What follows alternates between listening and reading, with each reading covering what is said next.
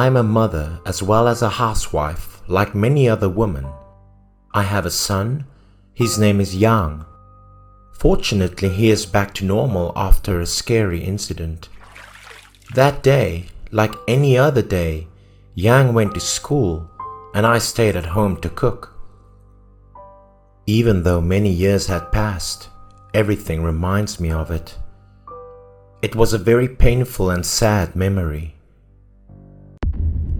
That year, I was just pregnant with Yang on the way home from the antenatal checkup. My husband and I accidentally had a severe traffic accident. My husband passed away. I was left alone, giving birth to my own child and raising him to be a responsible human. Even though my husband's death caused me great pain, seeing my healthy son being born gave me some comfort. As he got older, Yang began to act strange. Like the days we just moved into our new house, Yang kept looking into the distance. Then he would burst into tears like he just saw something unnerving. And every time that happened, there was no way to stop him from crying. Only when he would go out, he would eventually stop crying. Each time I was curious about what Yang saw because it was clear that he was just staring into an empty space in front of him. Sometimes he played alone happily. It would look like someone was playing with him, but nothing out of the ordinary was remarked.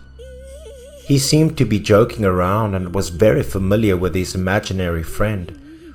Seemed like he even had more fun than being with me. When Yang and I were playing jigsaw puzzles on the floor, Yang suddenly stopped and stared at the ceiling without saying anything. I wondered what he was looking at and asked Yang what did he saw on the ceiling. But he was incredibly focused. In return, the answer gave me chills. Someone was apparently hanging from the ceiling and seemed to want to play with him. But then again, I didn't see anything. I assumed that Yang had an imaginary friend, just like any other developing child. And that wasn't weird at all. But even when he was about to go to bed, he said that someone always lulled him to sleep every night. It became stranger by the day and made me question my sanity as I began to suspect that something strange was happening with my child. One day, when I took Yang for a walk, I met an old lady next door. The older woman looked at Yang and asked me strange questions. But the strange thing was that what she was asking was very similar to Yang's situation at that time, referring to him often talking to himself and repeatedly saying that he saw someone who was invisible to the naked eye.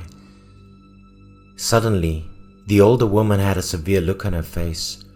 She asked carefully about Yang's condition, whether he only saw them or was close to this invisible person. I saw the older woman's seriousness and wanted to find out about my son's situation. So I told the older woman the truth, that the boy seemed very close to that person. He even said that the invisible person sang him to sleep every night. Suddenly the older woman became alarmed. She said that if I didn't find a way to save Yang, the boy would lose his soul, get very sick, and die. She told me to call her if necessary, then gave me her phone number and left. But looking at my healthy son playing with a small dog in the distance, I doubted the older woman's words because I thought that children would always imagine invisible friends. Because children were growing up, and since Yang lost his father before he was born, he might have felt lonely. I still ignored what the older woman said until that afternoon. I took Yang to the park next to the forest to have dinner because I thought it would be good for him to go out more. But suddenly Yang went straight into the forest behind us. Even when I called his name, he didn't pay attention at all and would continue going deeper into the forest.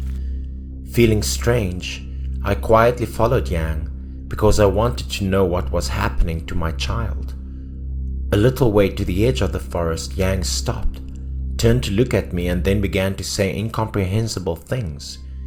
He said that the people inside the forest were agitated and angry because the loggers had harmed their home. They said the loggers cut down all the trees around their residence, exposed them to wind, rain, and landslides that damaged their homes.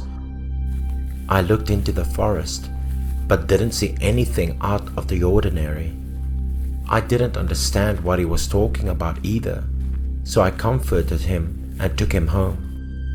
But I began to remember the older woman's words and felt doubtful about it all. I began to believe that the imaginary friend was not Yang's own creation. That night, after Yang went to bed, I couldn't sleep. So I grabbed my phone and scrolled through the recent news. Suddenly, a piece of news caught my eye that shocked and surprised me to the extreme. In the middle of the forest was a large cemetery. They had cut down all the trees and intended to dig up the old graves there to move to another place, and they would use that land to build high-rise buildings. And the graves had all collapsed because forest exploitation affected the environment. I suddenly remembered the words that Yang said that morning. I stood thoughtfully in front of my son's bed and started to get a little scared. If what the older woman said was true, would it be dangerous to my son? And the next day, I continued to take him out to relax. But that day he seemed very strange, not as active as usual. He suddenly became afraid of everything, always hiding behind me and saying that there were too many people around. Even looking out in the street, the boy appeared worried, because the people were crawling towards him and their faces were supposedly very scary. Finally, out of panic, Yang seemed very tired and had a cold sweat on his forehead, even though I couldn't see what he was saying at all. Seeing that Yang's condition was getting worse and worse, and he could barely raise his head to look around, I decided to take a taxi home. Sitting in the car, he got worse. His face turned purple, his sweat didn't stop dripping, and he looked so tired. Halfway there, Yang suddenly asked to get out of the car because next to where I was sitting, it seemed that someone was sitting and staring at him. According to him, that person was inviting him to go somewhere. I was extremely worried about my son, but I could only hug him or comfort him. I then called the taxi to stop so we could walk. Since this area was an area close to home, there were usually many people passing by, so I thought it would help Yang to be less afraid. But it only seemed to make things worse. The neighbor's dog was usually very fond of Yang. But that day, it also looked at my son and barked fiercely. My child seemed to be very afraid of the dog. The closer he got, the more the dog looked at Yang and barked like it could see something next to Yang. Seeing the dog act like that, I started to get even more worried, and I believed that what the older woman next door said to me might be right after all. As soon as the owner took the dog away, Yang was able to calm down and reduce his fear, while he usually would still play with the dog. When he got home, he started getting a fever. I tried everything but still couldn't help his fever. His face started to turn purple, the sweat didn't stop, and he was mumbling weird things. At this point I was too worried and I had no choice but to try and call the older woman next door, because I understood that my boy was not suffering from some common illness. After listening to everything she told me, the older woman showed me how to help Yang recover, but I had to believe all of it and do as she told me. Not long after, someone brought me a chicken. I wondered what was going on. Then the girl said she was from the older woman's family, and the older woman told her to bring me a chicken. And according to the older woman's advice, I had to quickly cut off the chicken's head to get blood for my son before midnight tonight. Luckily, I found the older woman in time. This was the first time I had to take a knife to cut off a chicken's head, so I was nervous and didn't dare to do it. My hands were shaking so much that I couldn't hold the knife steady, but because of my child and my husband gone, I couldn't stand the thought of losing my child. So I mustered up courage.